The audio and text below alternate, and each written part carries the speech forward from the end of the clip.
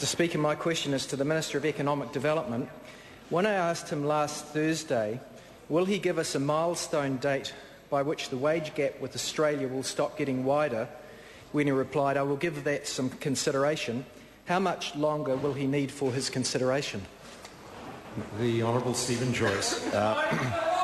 Mr Speaker, on behalf of the Minister of Economic Development, no further time. When I made the remark last week, I was giving that member what is technically known as a brush-off, because while it may be of great academic interest to dream up arbitrary milestones, they won't make a blind bit of difference to the ability of New Zealand businesses to grow and take on new staff. There are any number of economic indicators out there, including the latest trade surplus figures, which show the first signs of an export-led recovery with the largest quarterly trade surplus since September 2001. The Honourable David Parker.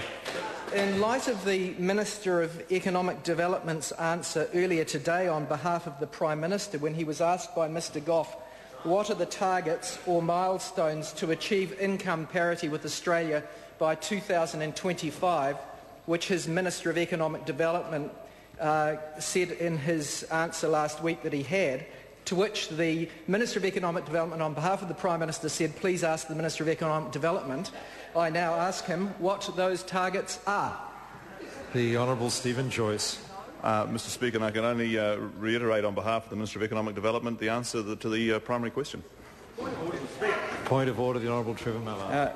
Mr Speaker, the problem that we have is that we're not allowed to table Hansard's, but when asked earlier if such things existed, the answer was yes. It wasn't maybe some stage in the future. The answer was yes. Order. No order. I mean, how do we handle this? No order. Members now debating the quality of answers given, or he might even go as far as to claim he's debating the accuracy of answers given, but that's a matter for further questioning, for the public to judge, but it's not a matter that can be dealt with by way of point of order. I invite the Honourable David Parker to ask. Point of order, Mr Speaker. Point of order, the Honourable Trevor. I know this is really unusual, Mr Speaker, but this question says, does he have targets or milestones to achieve income parity with Australia by 2025? The answer is yes, and I seek leave to table that. This is a Hansard, the member seeking. It's a Hansard. I'm not going to seek leave to table Hansards. Well, that's the end of the matter. Mr Speaker? The member cannot argue with me. The member, I'm sure, has made his point perfectly adequately, and there's no need to waste further time in the House by seeking leave to table documents. The Honourable David Parker. Why does the government continue to dodge providing any meaningful milestone by which the government can be judged by New Zealanders on its election promise to close the wage gap with Australia? The Honourable Stephen Joyce. Mr Speaker, on behalf of the Minister of Economic Development, the government doesn't dodge its milestone. It's made it clear that within over a 15-year period, we will fix up the damage caused by the previous government with our very careful economic growth agenda, and I'm happy to run through it for the member. Personal tax reform, investment in new highways and new transport projects, cutting red tape, science investment, employment law reform, more money in tourism, lower company taxes, electricity transmission investment, sorting out Canterbury irrigation, aquaculture, ultra-fast broadband, trade negotiations, primary... Order. And not one milestone. Someone down the back there has a very large voice. Please keep it under a little control. Supplementary question, supplementary question, Chris Tremaine. Thank you, Mr Speaker. What examples can the Minister draw upon when considering the potential to impose milestones in economic development? The Honourable Stephen Joyce. Well, Mr Speaker, under the previous government, the much-touted jobs machine, which you may recall, promised that handing over 4 hectares of prime Auckland waterfront land for less than 5% of its value to a company called Sovereign Yachts would deliver 350 jobs within 2 years and generate $600 million in export earnings over 5 years.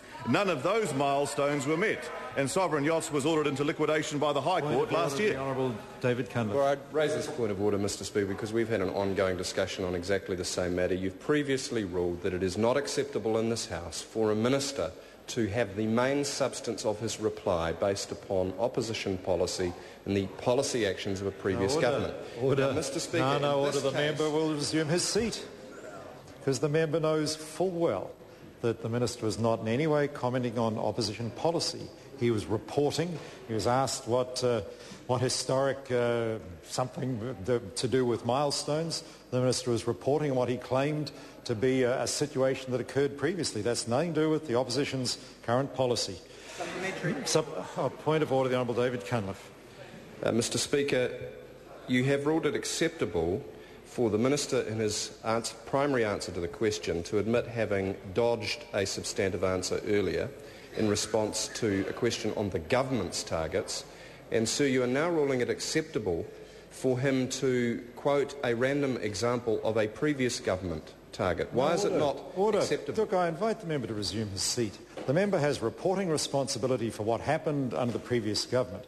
With respect to whether or not he dodged, whether an answer to a question previously admitted brushing something off, that gives the opposition opportunity to ask further hard-hitting questions and not waste time with points of order. Hard-hitting questions, what make a difference? The Honourable David Parker. Why did the Minister of Economic Development last week, in response to this question, does he have targets or milestones to achieve income parity with Australia by 2025, say yes, but this week refuse to say what they are? The Honourable Stephen Joyce. On behalf of the Minister of Economic Development, because, as I said in the answer to the primary question, when I made the remark last week, I was giving that member what is technically known as a brush-off. The government does have a milestone, and that's to achieve parity with Australia by 2025. Supplementary question, the Honourable David Parker. Does his government's refusal to provide New Zealanders with yardsticks by which they can measure the success or otherwise of National's pledge to close the wage gap reflect A, an admission by National that it doesn't intend to keep its promise, or B, an arrogant assumption that Kiwis can be kept in the dark and fed the proverbial? The Honourable Stephen Joyce. Mr Speaker, on behalf of the Minister of Economic Development, you have to find a little bit amusing about this opposition's hassling us with milestones when they were the crowd that came up with a whole range of terms which had absolutely no milestones attached to them. Closing the gaps, growth and innovation framework, the knowledge wave, economic transformation, sustainability, top half of the OECD. Point of order, the Honourable Darren Hughes. Mr Speaker, we're now well into the answer from the Minister, and he's talking about the last government, not the one he's got responsibility for, and the one we're trying to ask questions about in the public interest of New Zealand, so we can talk about today, not yesterday. Order on this occasion. I think the member should reflect on the nature of the question asked. It kind of invited not the most precise answer. But supplementary question, the Honourable David Parker. Does the Minister understand that John Key's replies to similar questions from Phil Goff last week showed Mr Key to be, to use Duncan Garner's words, a slippery politician? And does Mr Brownlee accept any responsibility for Mr Key's fall from grace? Order. The Minister has no responsibility whatsoever for the Prime Minister. That might be worked the other way around. The Prime Minister does have responsibility for his ministers, but our Minister does not have responsibility for what the Prime Minister might say.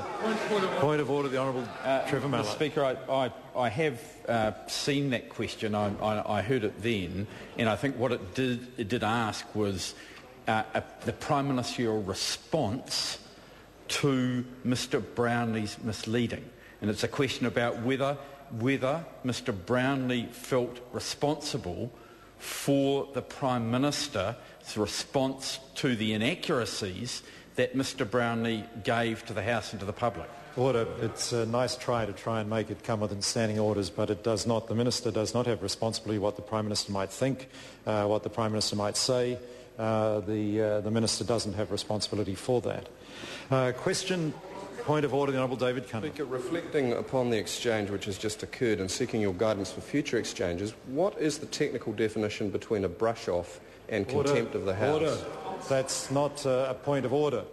I might have some sympathy with the member's concern, but it's not a point of order. But I do remind everyone that this is Parliament, and everyone in this House should be careful of what they say to this House. Question number 8, the Honourable Toh Henare.